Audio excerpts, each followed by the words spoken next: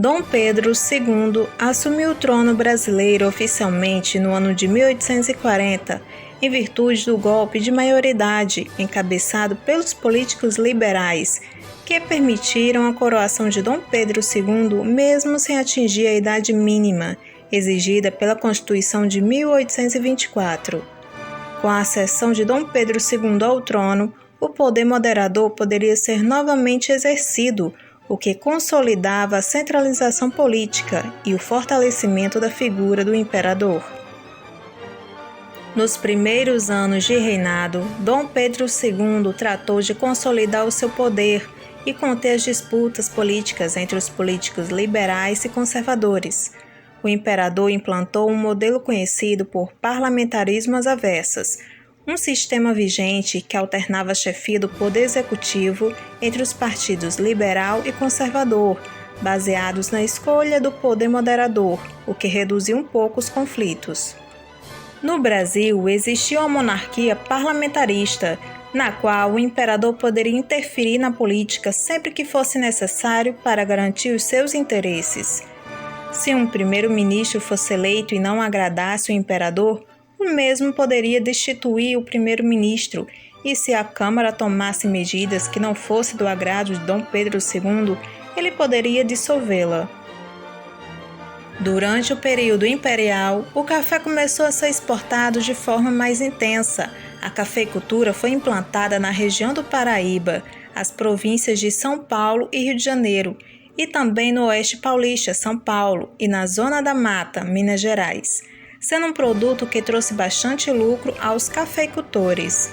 A mão de obra utilizada para o cultivo do café e de outros produtos era escrava.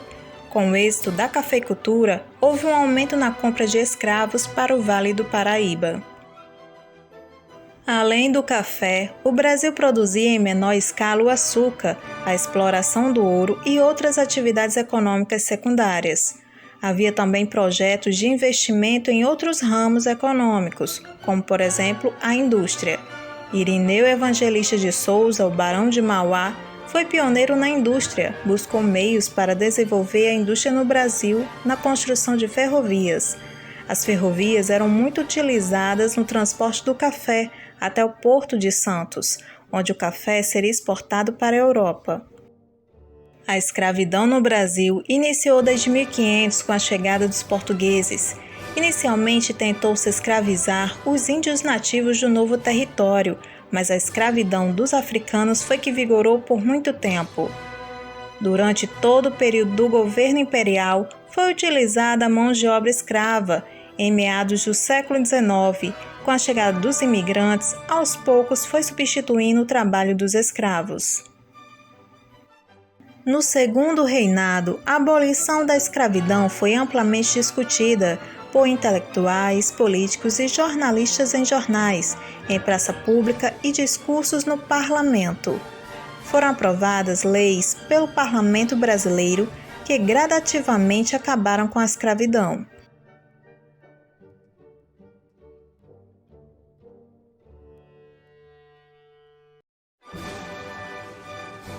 A Lei Eusébio de Queiroz foi elaborada pelo ministro da Justiça Eusébio de Queiroz Coutinho Matoso da Câmara, promulgada no dia 4 de setembro de 1850, proibindo o tráfico de escravos no Brasil.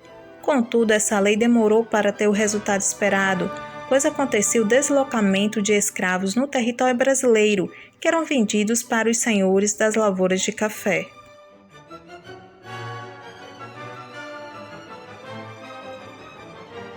A Lei do Ventre Livre foi apresentada pelo Visconde do Rio Branco e sancionada pela Princesa Isabel no dia 28 de setembro de 1871.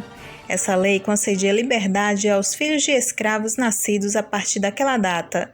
Porém, enquanto os filhos de escravos não completassem 21 anos de idade, estavam sob tutela e trabalhando para o seu senhor.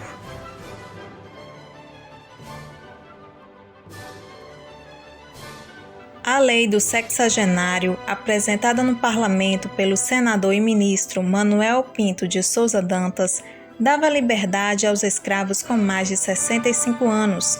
Contudo, eram poucos os escravos que conseguiam chegar a essa idade.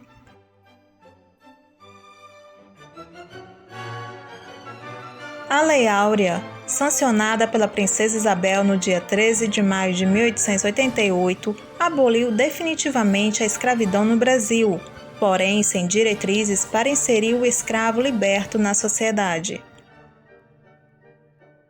Olá, meus queridos companheiros, dando uma paradinha bem rápida aqui no vídeo para pedir o seu like e pedir para que você se inscreva no canal. Desse modo você estará ajudando o canal a crescer e também acione o sininho de notificações, assim você sempre receberá as notificações de vídeos novos. A abolição dos escravos no Brasil foi um dos fatores que determinaram a queda do Império Brasileiro em 1889. O imperador Dom Pedro II perdeu o apoio dos cafeicultores, pois tiveram que libertar seus escravos após a Lei Áurea e não receberam nenhuma indenização por parte do governo. A Guerra do Paraguai, que aconteceu entre os anos de 1864 a 1870, foi um conflito causado pelo choque de interesses entre Brasil, Argentina e Uruguai, com o governo do Paraguai, e foi iniciado a partir de 2 atos de agressão realizados pelo Paraguai: o aprisionamento da embarcação Marquês de Olinda e a invasão da província do Mato Grosso. Nessa guerra, Argentina, Brasil e Uruguai montaram uma tríplice aliança, lutando contra o Paraguai, que nesse período era governado por Francisco Solano Lopes. O Brasil saiu vitorioso do conflito, mas as consequências da guerra para a economia do Brasil e para a monarquia foram desastrosas.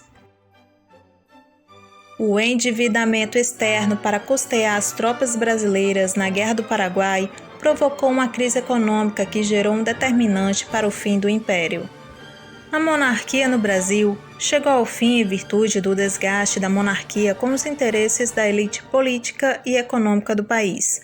O enfraquecimento da monarquia se consolidou com um rompimento com o afastamento entre a Igreja Católica e o Estado, o afastamento entre o Exército e o Estado em virtude de demandas não atendidas e o afastamento entre os escravistas e o Estado.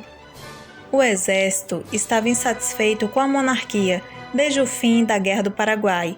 A influência dos ideais positivistas e a insatisfação com a baixa valorização dos militares foram os grandes motivos que os levaram a conspirar contra a monarquia. No dia 15 de novembro de 1889, o Marechal Deodoro da Fonseca, liderando tropas militares, destituiu o gabinete ministerial e José do Patrocínio proclamou a República no Brasil. No dia 17 de novembro, Dom Pedro II, juntamente com sua família, exilou-se na Europa. Olá, meus queridos companheiros! Gostaram do vídeo? Se sim, não esqueça de deixar o seu like e se inscreva no canal. Isso ajuda muito mesmo o canal a crescer. Desde já agradeço por sua companhia aqui durante o vídeo. Até a próxima!